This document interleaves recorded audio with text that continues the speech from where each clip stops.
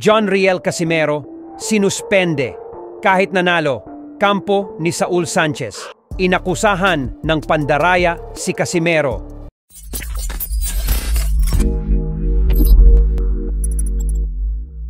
Isang hindi magandang balita po para mga Pinoy boxing fans at sa kampo ating pambato na former 3 division world champion. Angas ng Pinas, John Riel Casimero ang naging hatol ng Japanese Boxing Commission.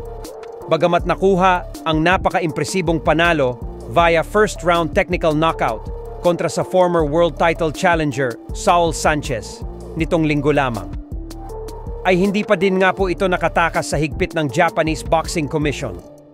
Ito po ay dahil formal ng inanunsyo ng Commission ng Japan na sinususpendin nila si Casimero nang dahil sa pag-overweight nito sa official and final weigh-in.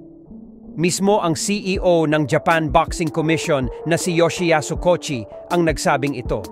Ayon sa kanya, ay pinaparusahan daw talaga ng Japan ang lahat ng boxinggero na nag-overweight kahit mga kababayan pa nila ito at kahit hindi isang world title fight ang laban.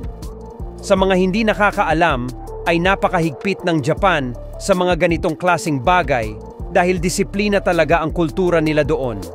6 na buwan ang pinataw na suspension kay Casimero. Samantala, ilang araw matapos talunin ng ating pambato si Saul Sanchez, napag-alaman natin na ilang oras bago magumpisa ang bakbakang Casimero versus Sanchez ay pinagdududahan ng kampo ni Sanchez na may ginagawang pandaraya ang kampo ni Casimero. Ito ay dahil sinisilip pala nito ang live ni Casimero habang nasa locker room sa official Facebook page nito, kung saan napanood nila na tila may pinapahid sa katawan ni Casimero habang minamasahe ito. Dahil dito ay nagduda ang Team Sanchez na pinupunasan umano ng mentol si Casimero upang mahilo ang Meksikano sa laban. Kaya naman agad nagsumbong ang team ni Sanchez sa Japan Boxing Commission para ipatanggal ang ipinahid kay Casimero. Kaya naman makikita natin dito na tinatanggal na ang pinahid sa angas ng Pinas. Subalit isang malaking kalokohan nga po ito. Pinabulaanan ng kampo ni Casimero na efficacent oil lang naman umano ang pinahid nila sa katawan ni Cuadro Alas. Ito na lang daw kasi yung paraan upang kahit papaano ay magkapag-recover si Casimero.